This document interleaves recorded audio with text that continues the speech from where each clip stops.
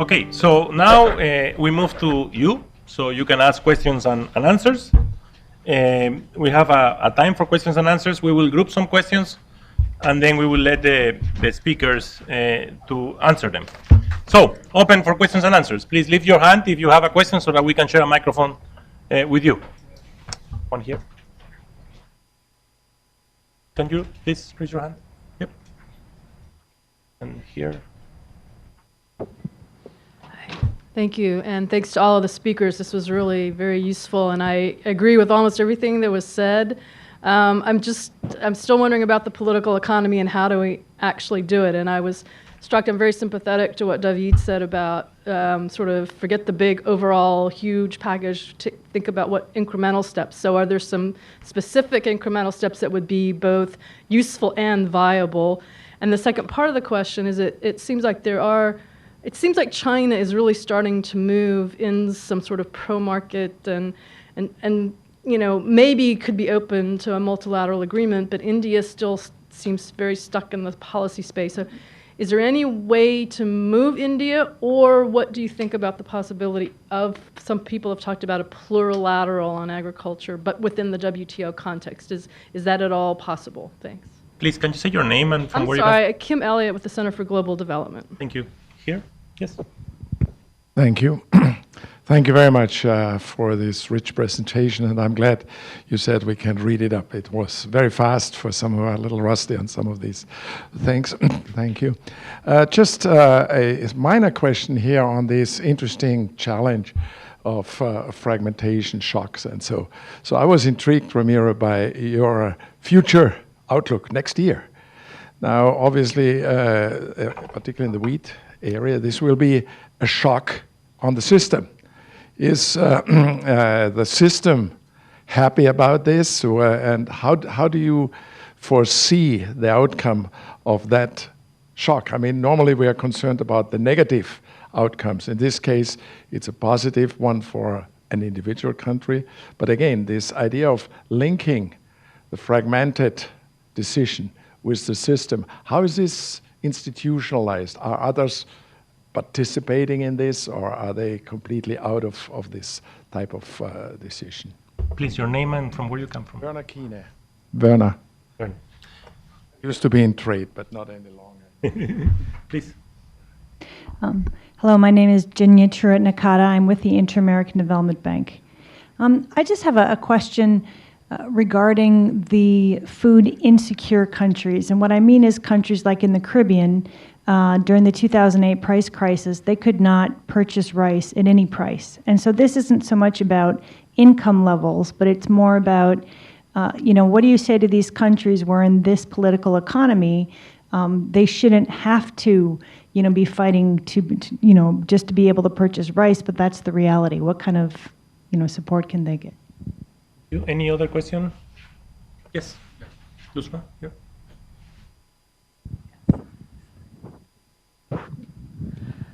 So I'm aiding the Mexican University in the South, Universidad Juárez Autónoma de Tabasco. We are developing a master's degree in food security, and we would like to know how we can tie up with IFPRI in order to ensure the success of the program.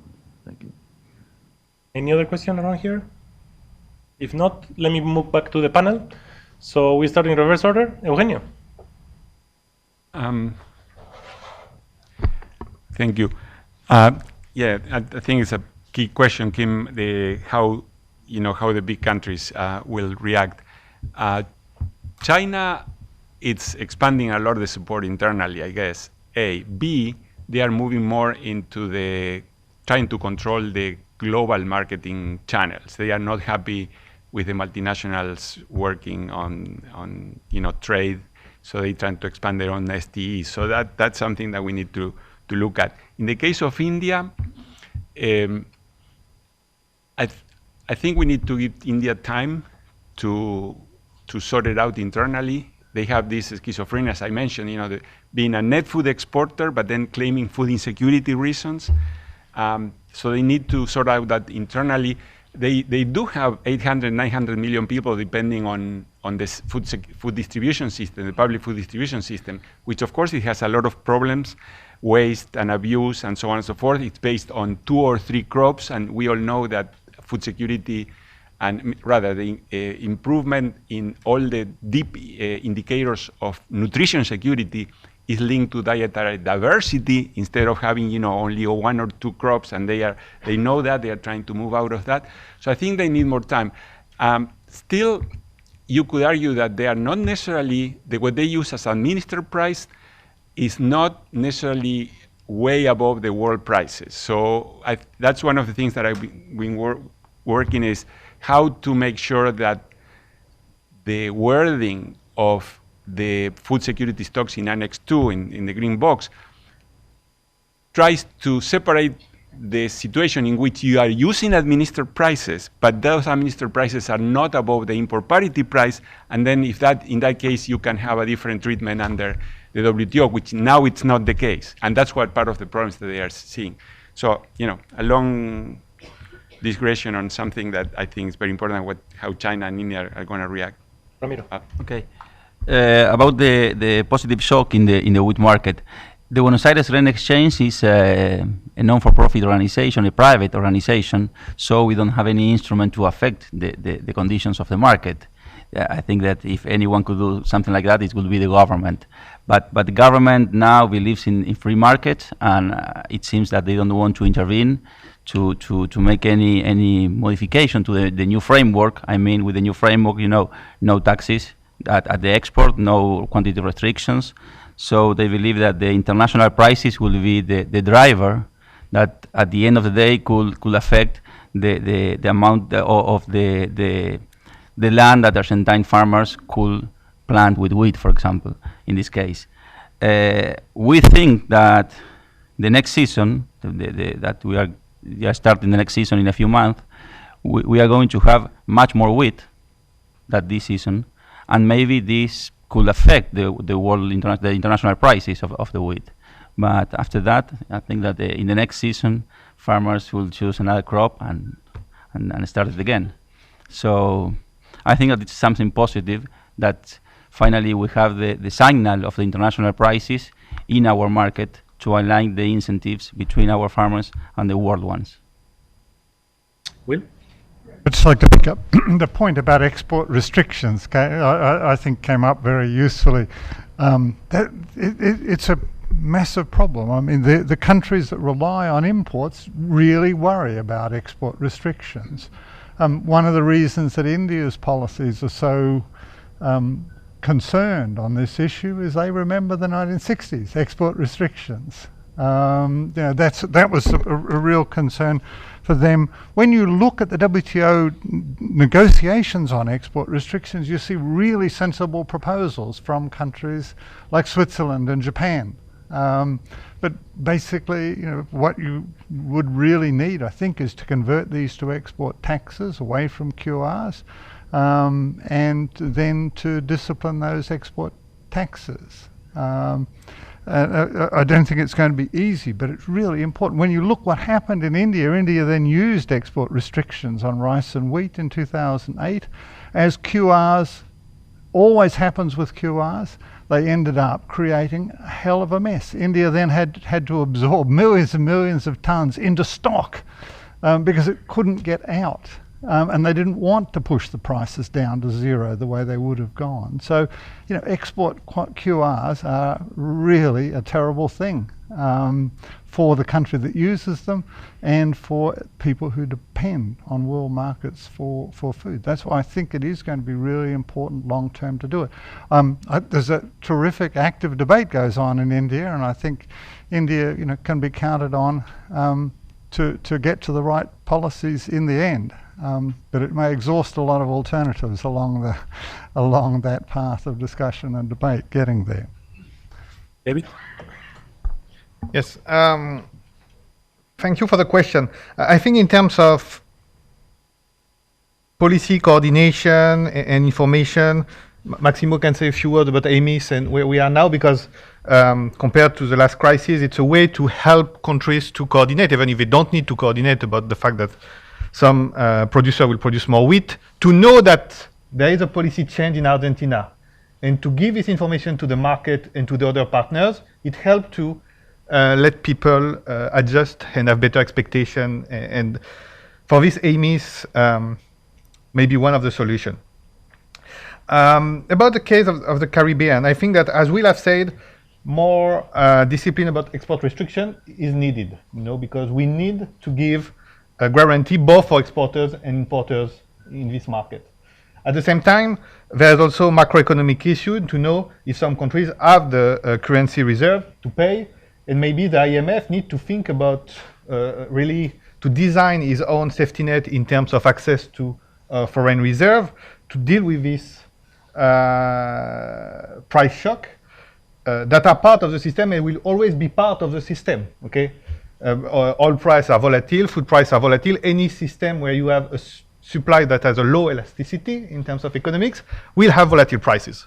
So the question is how you cope with them. Some farmers have learned. We develop financial tools or safety net developed by governments. And if we think about the global system as a source of global good in terms of global food security, global trade, we need also to develop these solidarity tools or these insurance tools across countries and agents. Now, to focus on the question of the incremental steps and what can be achieved. To some extent, what was done with the export subsidies is already an example. We don't need to wait for the big agreement to get something that we are more or less all agreed to do, and we were all agreed to do since Hong Kong. But we were delaying until we have the agreement on everything. So export subsidy has been done. Obviously, there is significant work to do on export restriction. Here also, step by step, and I think with the new government on Argentina, we have one of the key countries that was blocking every discussion at the G20 everywhere. We want to keep export restriction. Now we have a new government that also has learned from the damage that this type of measure has been on his own agriculture, on his own economy, that sometimes having less policy space protect you from your own demons. So export restriction. My main concern is what we will do about domestic support and how we can do this type of reform. On one hand, I think that Eugenio has said, okay, we can first clarify the wordings and the rules about public stockholding. We can maybe also open the green box step by step to try to bring clarification. But here we have, I think, a huge challenge. The evolution of the US Farm Bill during the last decade has clearly made things more complex to follow a traditional approach, at least as they were in the modalities. But for me, of course, due to the scale, India is concerned, but for me, the biggest concern in China. For me, China will be like the European Union 20 years ago. We have right now a country that is massively importing food, like the EU in the 50s, but they will never have large-scale farms, so they will always focus on supporting their farmers. But China population is going to decline, so their food demand in the next 10 years will still increase with income, but it will reach a plateau. And then we'll start to come with surplus, because they will still increase technology. So like in the late 80s, 90s, the world had to deal with how the EU can do its reform and the big consequences for all the partners about the large level of support of the EU. It has to be discussed with China, or we can wait, it's too late, and live again in the period of the 80s with also big trouble on world markets, or we can try to anticipate and find a solution. But we have to keep in mind that making this trade negotiation and fixing this rule is for, sometimes you negotiate during 10 years, and they will apply during the next 20 years. So we cannot wait 2040 to think that, yes, now China is a big, massive exporter with large level of surplus that have never been disciplined. And the risk of the fragmentation is all the mega trade deal that we have said a few words about. I'm stopping here. Okay, thank you, David. More questions?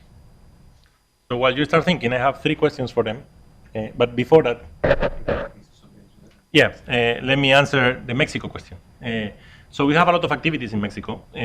We work with them. So it will be a pleasure to link with you. Please feel free to approach at the end, and we can figure out the way in which we can help in terms of food security. The second issue was on AMIS, Agricultural Market Information System. If you are not aware, it was an initiative created in the G20 of Paris. And the idea of the AMIS was basically to promote the transparency of data in terms of basic staples and cereals in the world, so that we can reduce the asymmetry of information and let expectations to form properly. AMIS has all the key exporting and the key importing countries. And AMIS has done a lot of progress. Still, there is a lot to do, but it's moving forward to have more information shared. You can look at the website. Just search FAO AMIS. It's a consortium. IFPRI is part of that, and other international organizations are part of that. And we are holding the first week of March, I think, the Rapid Response Forum of AMIS here in Washington. And the chair is USDA. So the US is the chair at this point of the Rapid Response Forum. Now, my questions. One is, I didn't hear anything about market structure and how complex is the market structure and how that could affect any potential effectiveness of any agreement, especially not only on the producer side, but also on the trading part of the value chain of food. The second thing is the reserves. And this was kind of the elephant in the room in the Valley meeting, and I have not heard too much about reserves here. And why it's important? Because you have still international organizations pushing for reserves. I've just heard about Mexico, that there is an initiative to create reserves. And there are two types, no? The humanitarian ones, which is for safety nets, but there are also the price stabilization ones. And we have a lot of evidence that doesn't work. So, and how this play within this type of agreements. And the third one is kind of a weird question, but does it make any sense to keep talking about high-income countries, middle-income countries, and so on and so forth? Because really, what we care about in food, at least, is the key importing, key exporting, and then the other countries, which are net importers in small proportions, and therefore they don't have any play in the price formation of the market. So, how much these negotiations should to be continue looking at those type of classifications rather than looking differently to them and trying to change the deal? So, any questions on the audience or any questions online? Yes, there's one here.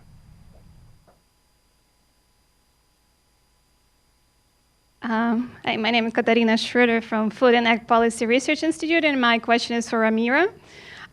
In a way, it was a little bit lucky for the government, for Argentinian government, to remove the export restrictions these days, because commodity prices are rather low, and they are projected to stay the way. But what if we see the repeat of 2007-8 spikes?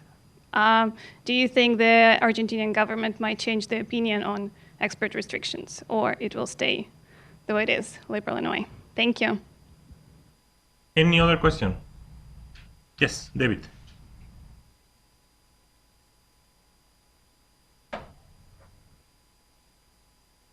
David Orden from IFPRI in Virginia Tech.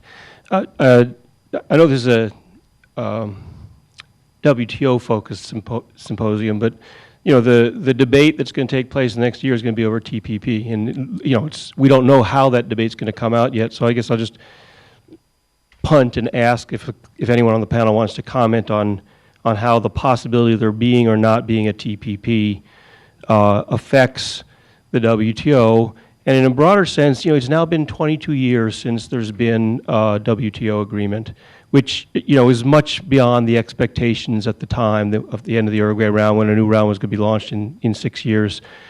And the question has come up broadly of does the WTO need any new negotiating agreements to stay a viable and central institution?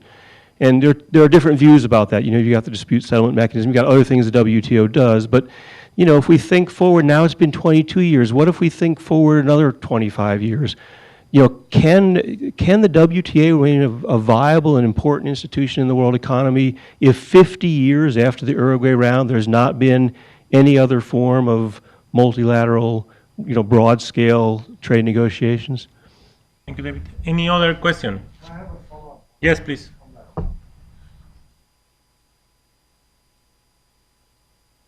Thank you for this question. For me, the question has been for a long time now whether these fragmented negotiations can be structured so that they essentially also have at least one restriction or one condition that they work towards the goal of these multilateral agreements, or at least minimize the harm. And I just wonder whether anyone has looked into the way these negotiations go. Are they like you had, I mean, in the 60s, and so nobody paid attention when you had the infant industry arguments and all these kind of things. It was your concern, not so much the global concern. Is there something different? Would that be a new way that WTO and the others could be organizing themselves? Thank you. Any other question? Okay, if not, we move back to the panel. So let's start on reverse order. David? Okay. A lot of things, I will just pick a few items. And I will start with Maximo.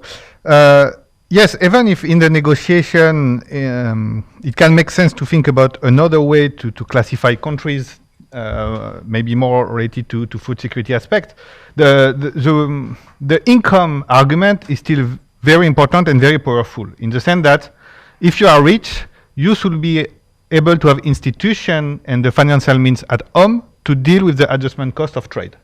If you are very poor, you can't. So having a graduation in terms of discipline, speed of implementation, and so on, makes sense based on your level of development. Now, the issue we have is that the whole categories with developed economy and developing economies and the LDC doesn't reflect the situation. You cannot treat Cameroon and China as developing countries. You know, one has a spatial program, the other not. So of course there are a lot of poor people in China, and it's important, but that's a problem. And something that we should not neglect also, I'm not focused on China, but I think it's very important. It has contributed a lot in terms of poverty reduction and improvement to the global economy. But the fact that it's at the WTO since the beginning of this dry round is also a source of concern for some countries, meaning that some developing countries, they are not afraid to open their market to US or European products. They are afraid to open their market to Chinese product for good or bad reason. But that just means that, you know, the fact that we have changed the scope of the WTO, we are dealing with so much heterogeneity, I think also explain why we have spent 22 years without an agreement, and why I think also it makes sense. When the world is changing, policymaker doesn't want to start to take commitment before things have stabilized. And the last 22 years have not been a period of stabilization. It has been a period of massive changes. You know, 100 million of new workers on the labor market of the world with the opening of China. Lot of adjustment. The southern corn becoming a source of food for the rest of the world. Massive adjustment. So when you are a policymaker in a world that is changing like this, do you want to take commitments or not? I would say, let's be careful. Let's get things stabilized, and then we can design a new thing. So this is why I think there is still hope for the WTO at one point in time. But as Renio has said, this cycle, you know, this trend, you need to have a good alignment between the trade negotiation and the macroeconomic windows and other conditions. And if they are not coordinated, we are stuck. And I think that was the situation. I will just conclude by saying that in order to avoid fragmentation, and my opinion is that if we get the TPP and the TTIP, there is no interest for the next 10 years for the US to open new agricultural markets. They get all the access they will want from the developed economy, and they will get protected by these agreements. So it's a very bad news from a WTO perspective, I think, to get this, at least for 10 years. I don't know how the negotiation and how the Senate will take position on this, because there is, of course, economics, but also emotional and a lot of things in this trade agreement. So we have to be careful. But to avoid fragmentation, I think that this notion of plurilateral deals, like it was done for the digital economy, meaning that you have a subset of countries within the WTO that represent a critical mass, not all the countries, but a critical mass, say, okay, we have a deal on this sector. And we open reciprocally our market, but we extend this concession to all WTO members. Basically, that's the core notion of the MFN clause, like it was in the 19th centuries. In the 19th centuries, when we got this big explosion of globalization, it was a succession of bilateral agreements, but in each bilateral agreement, you say, if you give this to the UK, you give this to Germany, if you already signed something with Germany. And that was, bring us the last massive globalization of the world. Market structure and trade. I think that we don't say a lot of things because we don't have so many data on this. That's a key issue. You know, the trade of food product is done by a limited number of firms. Many of them are not on the open markets because they're still family business. So to know what's happened, and I think that, and I will go back to you, I think that today one of the failure of AMIS for me is to know how to have more involvement of this private sector about these trading companies, because we need also information for them and they need to be part of the story to bring more stabilization. Will. Yeah, great. Thanks, Max. The high-income countries, I mean, as you know, the WTO, it's a self-election process, so you can declare yourself a developing country. So in agriculture, the Republic of Korea declares itself a developing country. It takes a long, long time for countries to decide, okay, we're going to actually take on these constraints on our policy space, even when it would be good for the country. It's going to be very hard to change, though. I mean, there's really just the LDCs where you can give deeper preferences, for instance, and there are good reasons for that. But I mean, eventually, the disciplines have to, the full disciplines have to be taken on by a broader group of countries. Basically, you can't leave out all of the developing countries and then say you have an agreement that deals with collective action, you know, on the remaining 10% of trade. You know, if we extrapolate another 20 years, we might be dealing with, you know, full disciplines on 10% of agricultural trade. And so that's not very helpful. On market structure, I'm speaking from ignorance. My suspicion is that it's okay because these markets are contestable.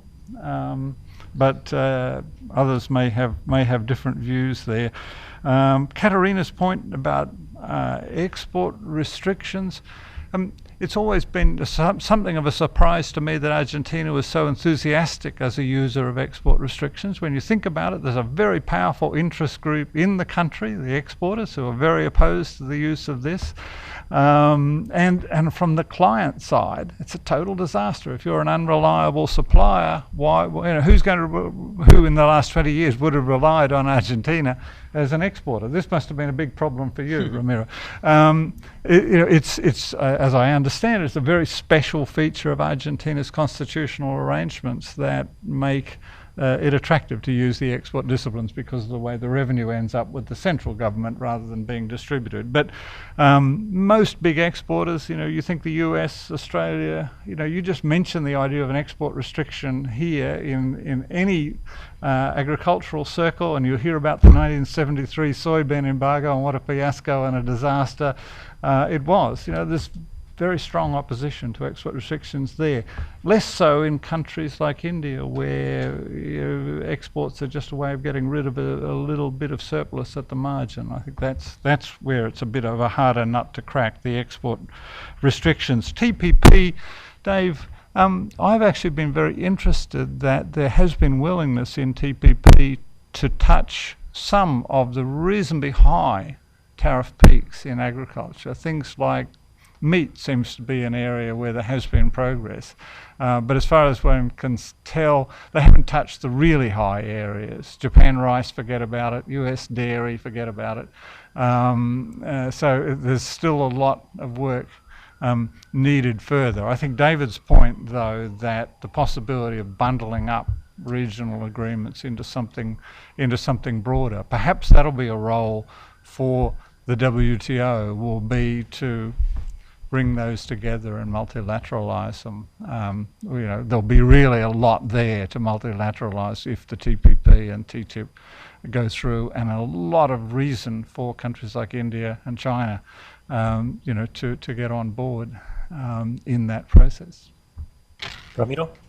Yes, to Katerina, this is a very good question, but a difficult one for me, because the new government has been in office for only less than 90 days, so I really don't know what will they do in the case of a stressful scenario that the one that you mentioned. But from my perspective, I think that the decision of removing the export restrictions were not related with the situation with the international prices, But they really believe that the quantitative restrictions are not a good policy to have in our country. So I think that if that were the case, and we return to new peaks in the prices, I think that they maintain this policy. And another important thing is, as I'm a board member of the Argentinian Wheat Association, and in this association, members are the milling companies, the exporters, the seed companies, the fertilizer or chemical, all of the main companies that are related with the wheat are there in this association. And I think that almost 10 years ago, we signed an agreement, and then we renew it every year, that we think all together that the best policy in Argentina for the wheat value chain is that we have no export restrictions and no export taxes at all. So I think that it was more a government issue than a private sector issue. Thanks. Ramiro. Eugenio? A lot of very important questions. Let me focus on three quickly. One, market structure. I think it's very important to keep on working on the analysis. You've done work on fertilizers and so on. So whether what Will was saying, that his idea that was contestable is true or not, in the fertilizer case, it seems that it's not as contestable, or as rather imperfect. But you have a lot of different areas in which we need, I think, a better analysis of market structure. The question is, trade liberalization, for the NGOs, if market structure is imperfect, then protection is good, and in fact it's the reverse. You have more trade, then the market imperfection of some of these in industries will be diminished. So, but we need, I think, a lot of additional analysis, and perhaps to think, and it was a discussion within the WTO whether we need a competition agreement. So that's one point. Second point, typology. In the 2000, we did some work with Marcel Thomas and Sherman Robinson and Andrea Cattaneo, trying to separate with using more objective indicators of food insecurity, because as was mentioned, in the WTO you have developed countries, developing countries, and then you have least developed countries according to the UN, net food important developing countries, and now you have these small vulnerable economies and these categories. Basically, what we found is, least developed countries are, and we did an update now as a discussion paper of IFPRI just very recently, and it's being published right now. And it's a background paper for the State of Commodities Outlook of FAO. It's a joint project with FAO. Basically, least developed countries, yes, they are mostly food insecure, but then you have other developing countries that are not least developed countries that are also food insecure, but they are not, captured. Net food important developing countries doesn't mean much. If you are Barbados, you are a net food importing because you have a lot of tourists. If you are Venezuela, you are a net food importing country because you export a lot of oil. So the question is, how much of your exports are being used to pay for food? And you have Nicaragua, which is a net food exporter, and is using a lot of those exports to buy the food that they need. So you need to be careful about and I think that's part of the work that we are trying to do here also, to have a better typology. And I finish with this related to whether new negotiations, small steps, and so on and so forth. If you look at what the state of the negotiations were in 2008, when everything collapsed in Cancun, we have these 2008 modalities, failure, blah, blah, blah. Now we've been implementing small pieces of the 2008. In Nairobi, we approved the TRQ administration regime, which comes directly from the 2008 modalities. We have adopted the general services wording. I think it's absolutely unnecessary, but we use the 2008. Part of the discussion of food stocks was exactly the language that was in the 2008. Now in Nairobi, we approved a good part of what was in the export subsidies in the W2008 modalities. I think there are other parts of the 2008 modalities, like transparency in Annex M, that we can just approve as a standalone. So these small steps that David mentioned, and was some of the questions, I think we need to keep on working on those issues, even though we may not have an overarching, negotiation. And also you have the export restriction section of the 2008, although it's less forceful than the Japan's and Switzerland proposal. So I think we need to keep on working on all this to make it better. In fact, we've been we committed as a world to do that under the SDG 17. So we have to do it now by 2030. Okay, Hopefully so before. thank you so much. Let's not forget, Eugenio, that the SDG is aspirational. Okay, so let me conclude with only very few remarks. First, I don't know if you are aware, but in Switzerland, when you want to change something, you normally have to go through elections. So basically, you post the element, and everybody vote to say yes or no. It's like right now, at the end of the month, they are voting if we should use or avoid any financial transactions with food commodities in derivative markets. So if they say no, then the banks cannot do that. And it's popular vote, so people vote for it. And they get information about it, and then they have to do a vote. So my question to all of you is, should we continue working hard in trying to push the Doha round? Yes or no? Who votes for yes, after all the information you heard? Yes. Only two? I should assume the rest is no. So, so there is something going on here which is pretty important, and I think seems like the probability of this happening is pretty low, especially with these mega trade deals that are happening. Seems like if we want to push forward, we need to think very differently in the way we have been doing the negotiations, because although we have improved in the steps, also is agreements, but not necessarily implementation. So I will go through the idea of what we need to do and how we need to change the way we make this process in a different way. The second element is that I think it will be out of reality if we don't take into account trade when we talk about food security. You have seen all these graphs of how food is moving across borders. It doesn't make any sense. And it doesn't make any sense that countries still think of sovereignty and not trading. That's something that we need to have clarity, and it's important to look. The third element is heterogeneity, which I think all the speakers have raised.